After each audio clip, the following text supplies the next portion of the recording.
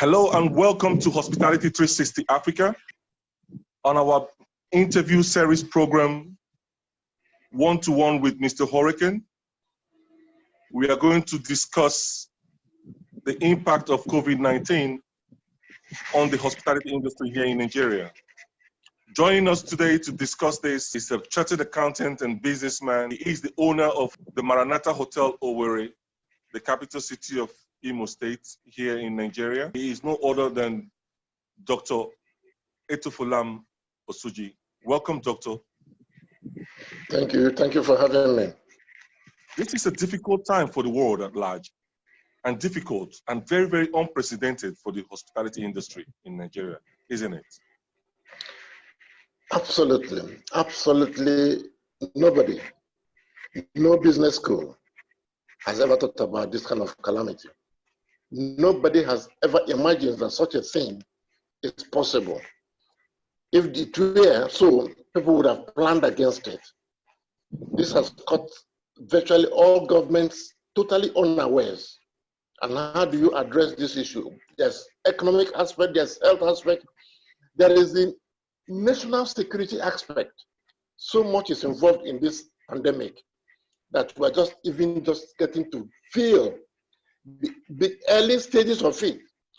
Because going further down the lane, we're going to enter into uncharted territories, and you can't just foretell what you're going to see in those areas. What's the lockdown like in your area? Here in Abuja, the lockdown is total lockdown. We've been at home here for past 3 weeks. Quite tough, isn't it? Very, very tough.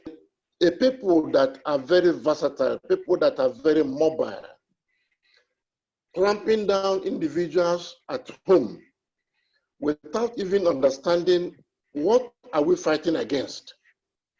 How do you, it's not a question of washing your hands with soap and all that, that is the issue. Social spacing and all that, distancing and all that is not the issue. There is more to this. One, the government has to do quite a lot of educating the public.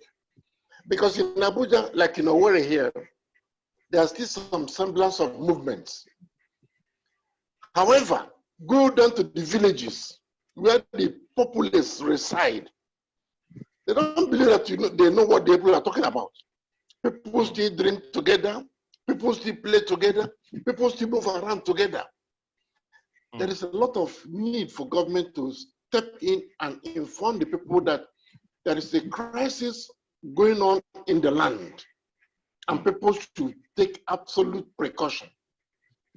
That is lacking, and that engagement needs to be held very soon. In the hotel industry here, we've been closed down for quite some 3 weeks now. No guests, no mobility, nothing. And we thrive on tourism. The moment the planes were grounded, the moment road transport was grounded, we knew we had a problem in our hands. Massive problem. That brings me to the question. Difficult is it? You have, your hotel is totally locked down at the moment. Am I correct? Absolutely locked down.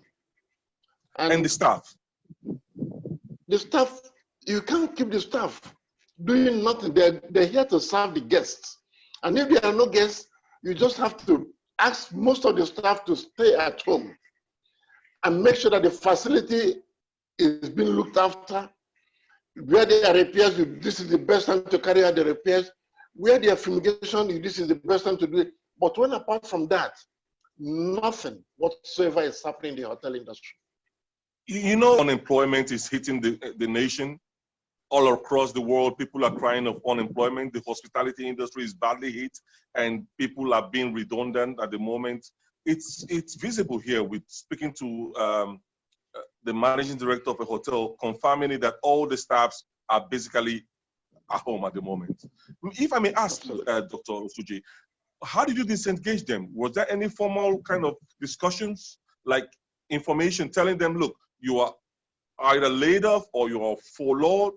Is it a temporary layoff thing or a permanent layoff thing? How did you communicate it to them? No, as a management practitioner, yeah, laying out of staff is always the last option.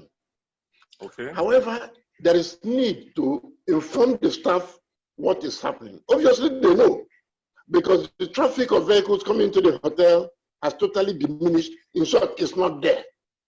So, Okay. ladies and gentlemen, we have this crisis. How do we handle it?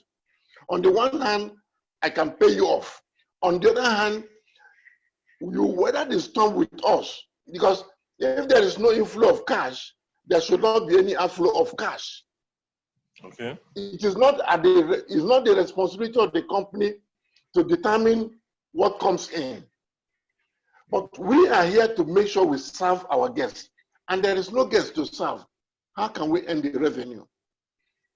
It's been a very, very painful decision. And what we have done in our own situation